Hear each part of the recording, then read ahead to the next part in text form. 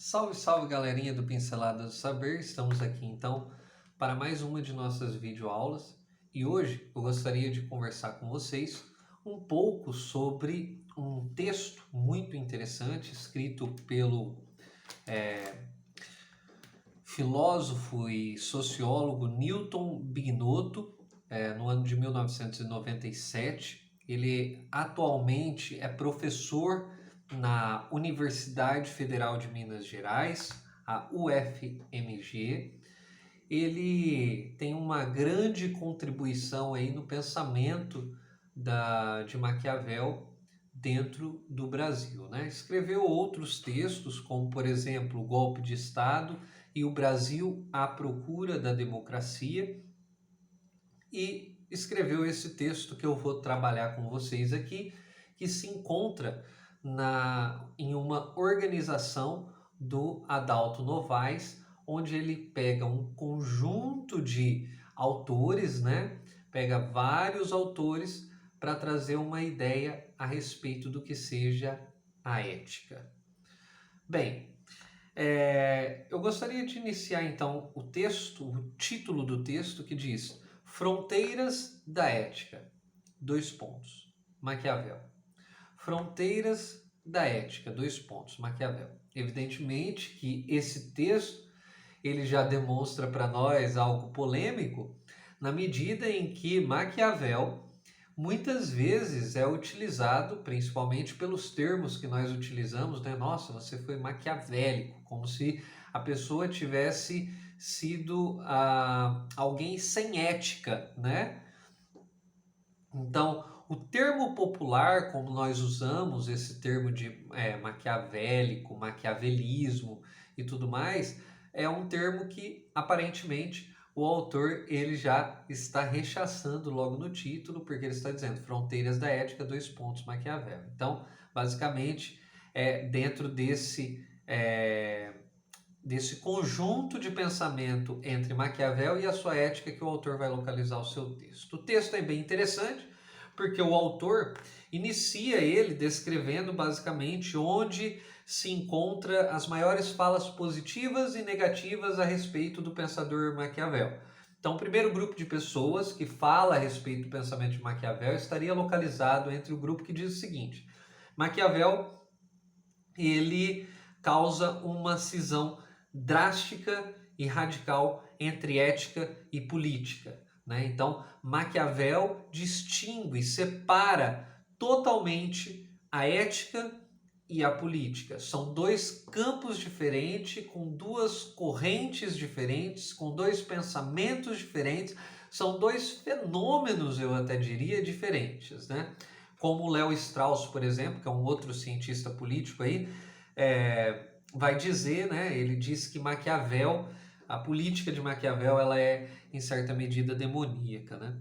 Mas também ele cita um outro grupo que, defendendo Maquiavel, desse primeiro grupo que criticara Maquiavel por fazer a distinção entre ética e política, esse outro grupo ele vai falar o seguinte: olha, existe também em Maquiavel um pensamento de que na verdade, ele não está fazendo uma separação total entre ética e política. E sim, ética e política não são questionamentos que estão postos, ou melhor, a ética na política não é um questionamento que está posto em Maquiavel.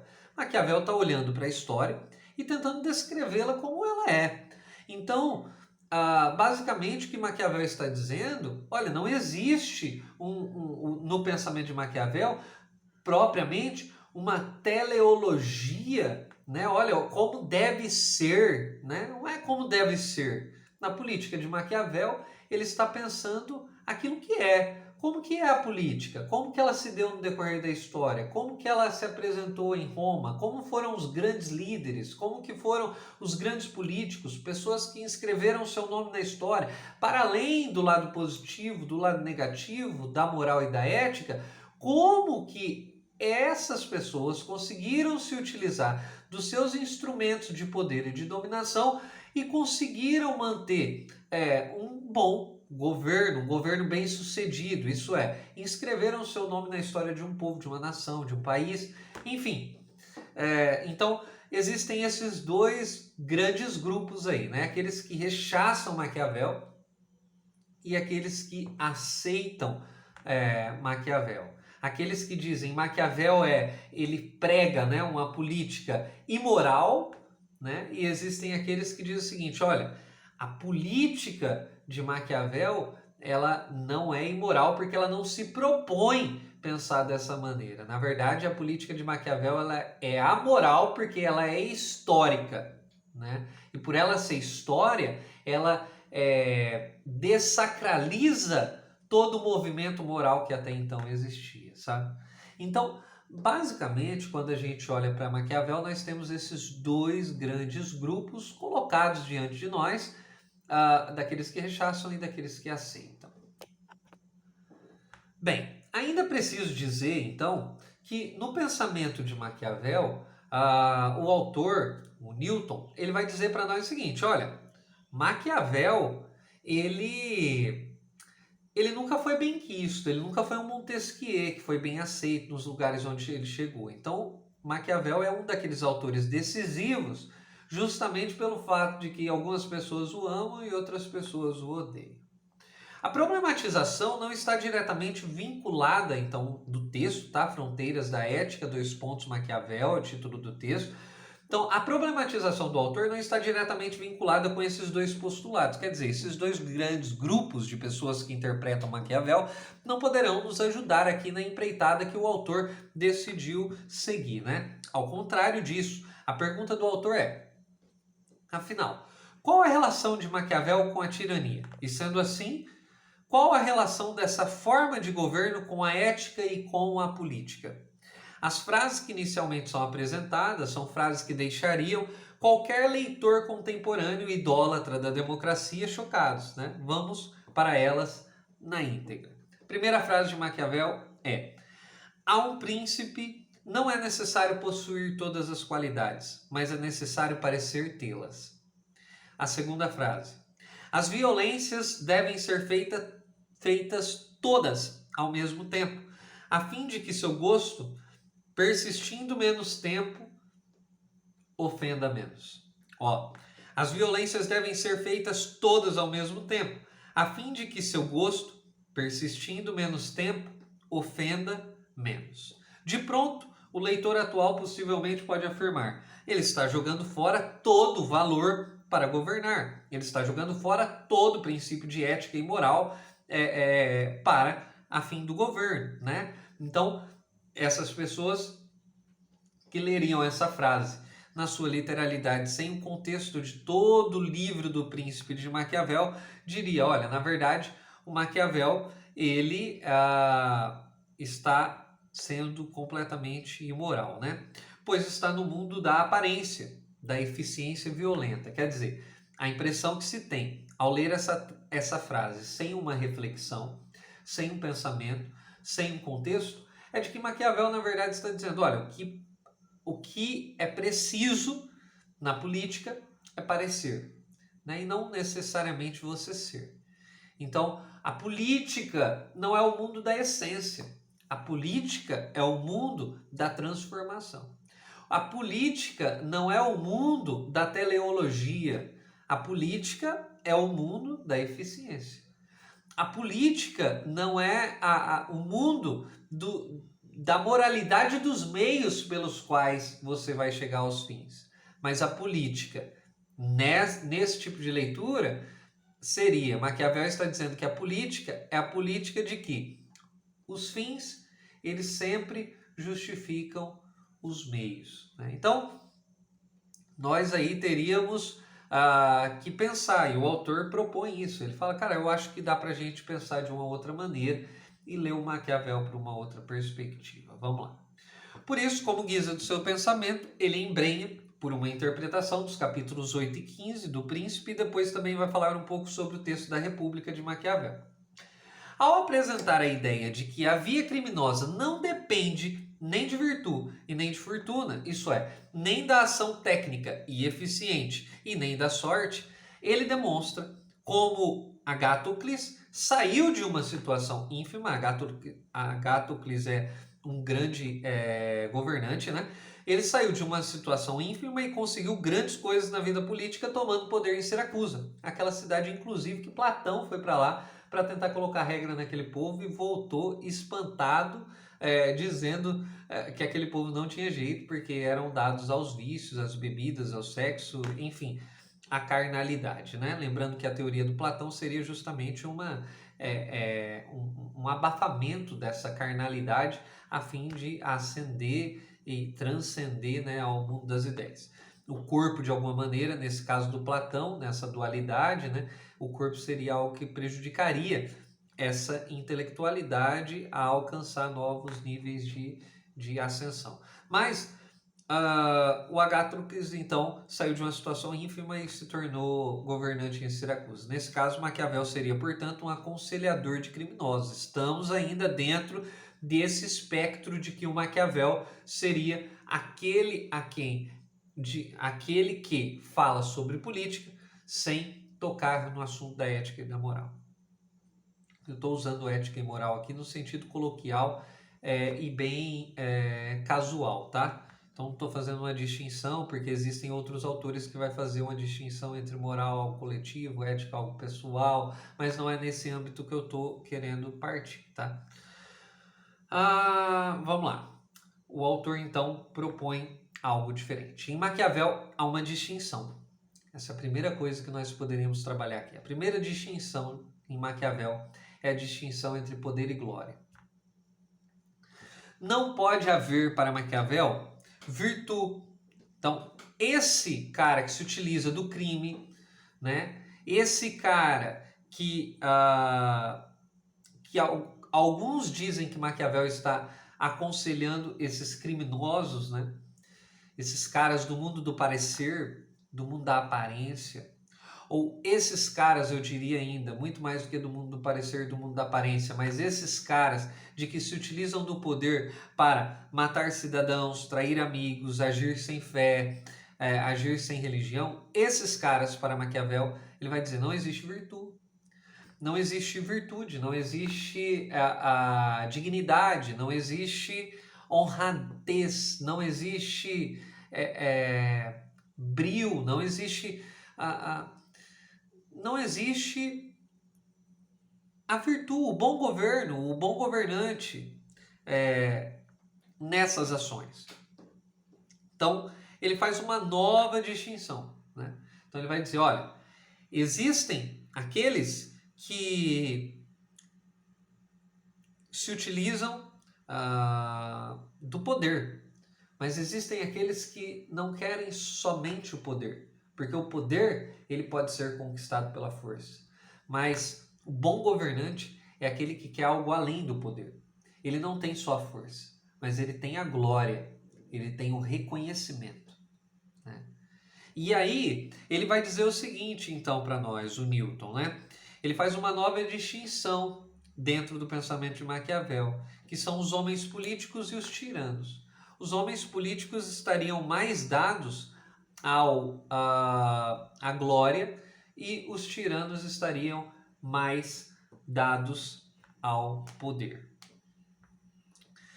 Logo, para Newton, Maquiavel faz uma distinção de virtudes do tirano e do homem político. Então, nós poderíamos dizer aqui, né, o que nós temos aqui é uma grande distinção, não necessariamente entre o homem que tem virtude e o outro que não tem, mas poderíamos dizer que nós temos uma distinção entre as concepções de virtude para o homem político e para o homem tirano, né? Para o homem que busca o poder, a virtude é uma, né? A eficiência, a eficácia, a técnica é uma, mas para o homem que busca glória, a eficiência, a eficácia, ela é outra. Né? Então, o homem político visa o olhar do outro. Olha só que interessante. O homem político visa o olhar do outro. Ele quer a glória porque anseia pelo reconhecimento. Agora, a virtude do tirano é o uso da força e a pura técnica. É por isso que eu me assusto um pouco com esse tipo de discurso que a gente tem hoje. A gente tem na atualidade, principalmente no Brasil, que é o seguinte: eu quero conhecimento técnico, né? Eu quero um prefeito técnico, eu quero um vereador técnico. O que ele é? Ah, ele é empresário, ele é coach de nutrição, é por isso que ele vai ser então secretário da saúde da cidade. Eu quero um conhecimento técnico porque... Então, essas coisas, eu quero conhecimento técnico, disciplinar, organizado, então eu quero que as escolas elas sejam militarizadas, né? Eu quero que as escolas agora sejam governadas por um conhecimento mais racional, mais disciplinado, organizado da vida humana, enfim, das ações sociais. Eu me assusto um pouco com essa ideia do técnico, porque eu acho que do técnico para a tirania existe um passo muito, um espaço muito pequeno, né? Então, a virtude do tirano é o uso da força e a pura técnica. O que o autor apresenta é algo que nos causa incômodo, e eu vou repetir isso mais de uma vez porque foi o grande barato do artigo no meu entendimento. É que em Maquiavel, a tirania é o lugar onde a ética acaba, onde a ética fracassa, mas a política continua. Então nós estamos dizendo que é possível a tirania ser considerada, em alguns aspectos, como um mundo e um campo político. E aí isso causa um incômodo enorme para nós. Por que causa um incômodo enorme para nós? Porque nós estamos acostumados, e é isso que o Maquiavel já havia tentado fazer desde o século XVI, nós estamos acostumados a associar a política ao bom comportamento, né? Então nós associamos o político ao comportamento, como que ele é, se ele é ilibado, se ele é uma pessoa polida, né? Nós avaliamos o bom político se ele tem determinados comportamentos saudáveis, razoáveis, né? Ou não. Então nós temos essas grandes questões aí, que é o âmbito da técnica, né?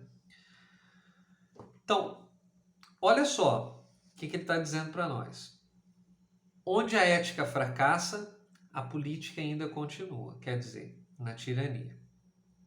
Então, a política ela é uma realidade que consegue, dentro dela, conter a tirania. Na tirania é o fim da ética, mas não o fim do político. Ao mesmo tempo em que o autor fala sobre a violência ser praticada rapidamente, e aí ele está descortinando aquele primeiro trecho que ele falou, ele ainda afirma que o bem deve ser feito lentamente para saboreá-lo. Quer dizer, o mal você faz tudo de uma vez porque persiste pouco o sabor e as pessoas esquecem rapidamente. O bem você faz bem lentamente, bem devagar, para que as pessoas, a população, possa ir sentindo, saboreando esse bem político que você, porventura, tenha feito, né? Isso parece propor uma certa ética na ação do político, mas ainda não muito claramente, mas dá uma ideia de que existem ações mais certas, né? Existe um caminho para você seguir sendo político que é melhor, que é mais bem sucedido, vamos dizer assim. O outro ponto é que, apesar dele dizer que não é necessário ter as virtudes, como ele disse, olha, é bom que o príncipe pareça ter todas as virtudes, mais do que tê-las, né? Ao menos parecer ter simulacros, isso ele não está dizendo que as virtudes sejam algo dispensáveis, e sim que precisa delas, ainda que sejam como simulacros. Quer dizer, A ideia da ética, a ideia da virtude aqui, ela não é abandonada. Ao contrário disso, né? Ela vem à tona, mas olha só, a virtude, a ética, os bons comportamentos, eles fazem parte da vida política, é o que ele está dizendo. Fazem parte da vida política. Mas você precisa parecer ter todos. Né? É mais importante na vida política você parecer ter todos do que você de fato tê-los. Né? Então, o que ele está dizendo aqui para nós não é que a virtude e a ética sejam completamente repugnados. Né? Por que ele está dizendo isso? Por que ele está dizendo? Ele está dizendo isso e isso não é uma repulsa. Né? Porque ele vai dizer o seguinte: os homens julgam mais pelos olhos do que pelas mãos. Lembrando que seu flanco aberto aqui é em relação aos cristãos das cidades italianas, que acreditavam na moral da bem-aventurança, que o bom governo deveria seguir a moral cristã. Né? Então ele está olhando para essa realidade na Itália, está olhando para esses pequenos principados, para essas pequenas cidades governadas por reis, governado por governantes cristãos, e as pessoas dizendo que essas pessoas deveriam então ter as suas características, né, os seus comportamentos, a sua benevolência, a benevolência do cristianismo. Né? E aí ele está olhando para isso, ele está dizendo assim, gente, a política não funciona assim. Né? Ele está dizendo que a política é um campo próprio, apesar de manter as suas relações. A fala de Maquiavel é que os políticos de seu tempo esqueceram de olhar para o maior dos impérios, isso é, Roma. Então, a relação de Maquiavel, só um adendo aqui, quem quiser se aprofundar mais nessa relação de Maquiavel e a história, o tempo como mestre da vida, tem um vídeo no Pincelada do Saber, eu vou até ver se eu consigo deixar o card aqui para vocês, mas tem um vídeo do Pincelada do Saber onde eu trabalho exatamente essa ideia de Maquiavel como aquele que analisa a história, né? Faz um recuo do seu tempo e olha para a história com esse distanciamento e diz, olha, o tempo pode nos ensinar alguma coisa, né? Mas eu não estou aqui para falar disso, eu estou aqui para me focar no artigo do Newton. A relação que de Maquiavel com a ética e a política parece ficar bem clara na ideia do filósofo inglês Isaiah Berlin, quando ele diz o seguinte, que a impressão que se tem é que ele não opõe política e ética, e sim que apresenta duas maneiras de ler a ética, aquilo que eu havia dito da virtude logo acima, né? Então, existem duas maneiras pelas quais nós podemos ler a ética. Uma delas é dentro da política e outra delas é fora da política, né? Ou dentro do cristianismo, vamos dizer assim. E para Maquiavel, a ética cristã é incapaz de fundar uma sociedade livre e forte. Para Maquiavel, como campo da história, as virtudes dos regimes, elas passam, os homens estão pendidos a perder as suas virtudes. E é por isso que rapidamente é necessário pegar os aspectos positivos das singularidades e das peculiaridades e transformá-las em lei. O desafio é ter leis que façam o príncipe se manter após a sua morte. Então, o que ele está dizendo para nós? Olha, se eu fosse olhar para a natureza humana, ela pende a acabar com as virtudes. Ela pende a ser degenerada. Então, você constrói um governo. Quando você constrói um determinado governo, a tendência desse governo é que ele vai se acabando, ele vai minando, ele vai se esgotando, ele vai se diluindo. Por isso, e outra coisa, não só ele vai se esgotando e se diminuindo, como no meio desse tipo de governo, no meio dessa influência que você conseguiu, vai entrando a corrupção, vai entrando a desfiguração, vai entrando a desfiguração dos aspectos positivos, dessas singularidades políticas, por assim dizer. Então, esse governo ele vai sendo destruído. O desafio é o quê? É pegar essas singularidades, pegar essas bolhas que explodem para fora do mar, né?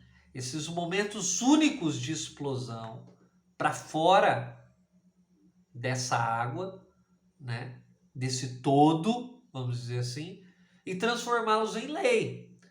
Porque a lei, pelo menos, preserva a imagem do príncipe e preserva algum tipo de dignidade na história, no tempo, vamos assim dizer.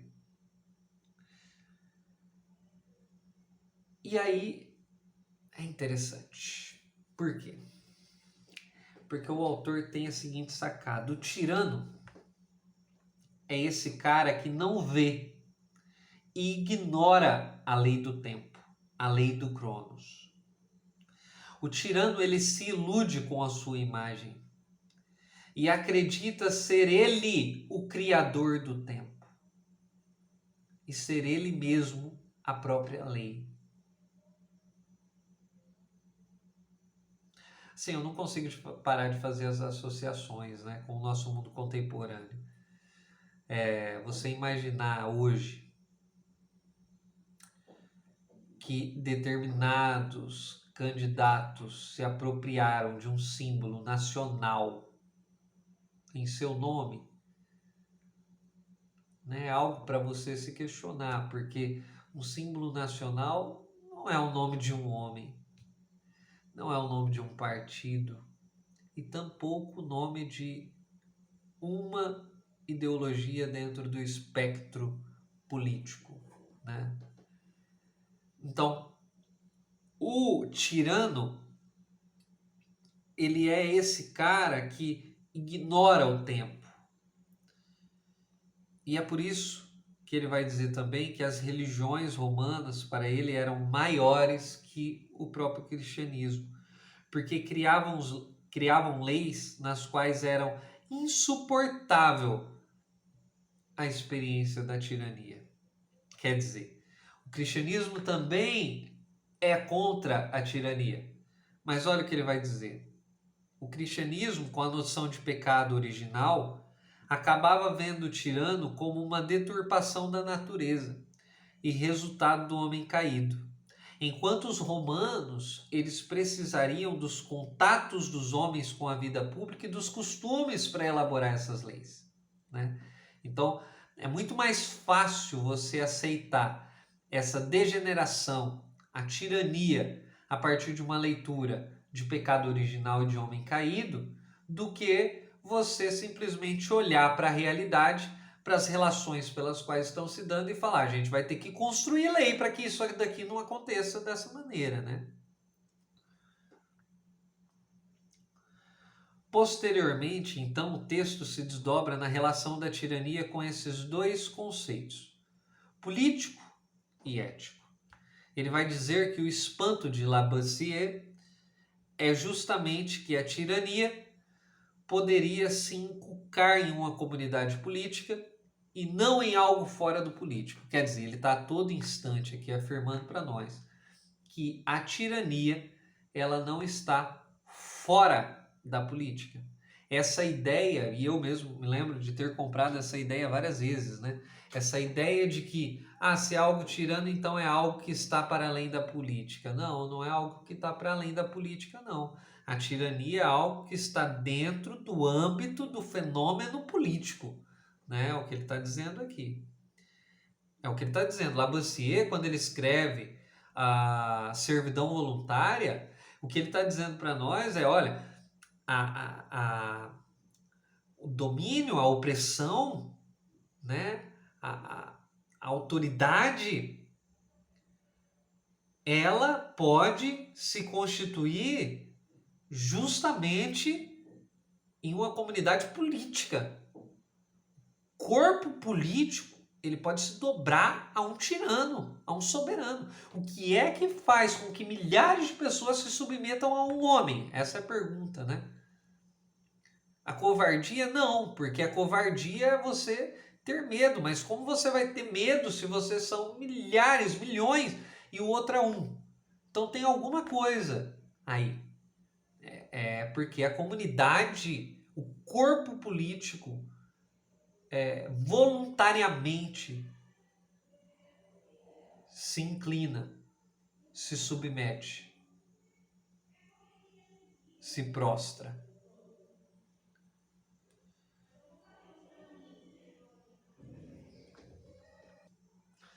E agora eu encerro então essa videoaula, né? Caminhando para o fim, quando ele diz o seguinte: a questão que está posta aqui é que diante da tirania, os homens não saem de suas realidades, mas muitos aspectos das suas realidades, da realidade das pessoas, são incorporados no corpo político de maneira que faça sentido para as pessoas. Isso é, na fronteira da ética, a política ainda existe, mesmo que em uma tirania. No reino, cito na íntegra, da pura força, continua a existir regras e caminhos que mantêm os homens unidos, ainda que agora eles sejam guiados pelo medo da morte. O que ele mostra é que nas fronteiras do político,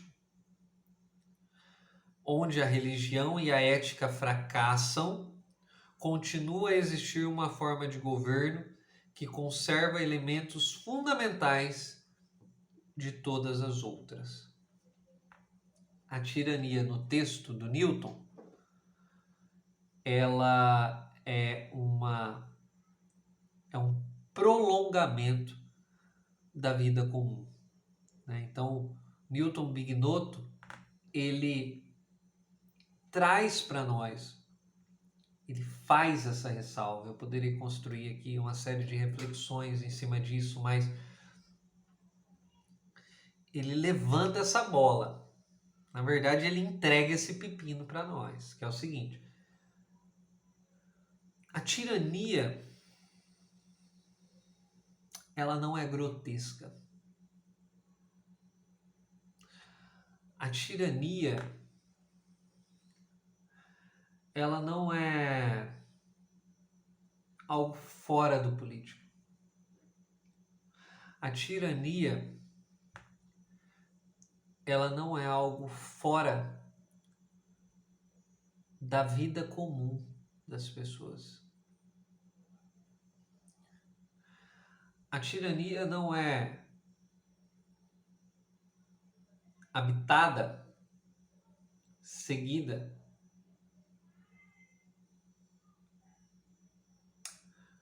por pessoas horrendas.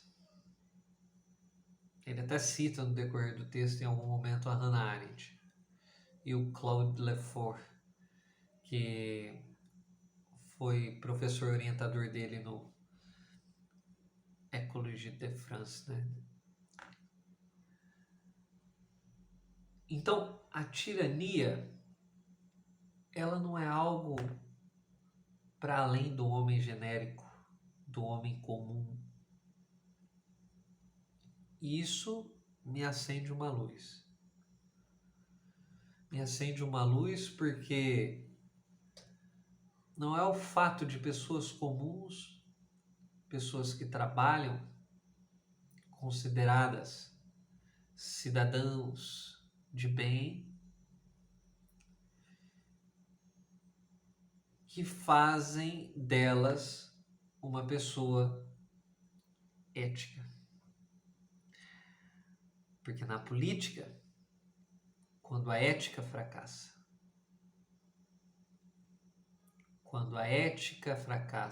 há a tirania. e na tirania ainda há política. Então não está fora da política, nem da vida comum das pessoas, nem da realidade que nós vivemos, a tirania. Então fica a reflexão, fica o pensamento para a gente refletir sobre o que esse camarada está dizendo aí. Acho que é isso. Quem puder, comente aqui embaixo. Não deixe de compartilhar, deixar o seu like, siga a gente lá no Pinceladas do Saber e até o próximo Pinceladas do Saber. É hora de dar tchau!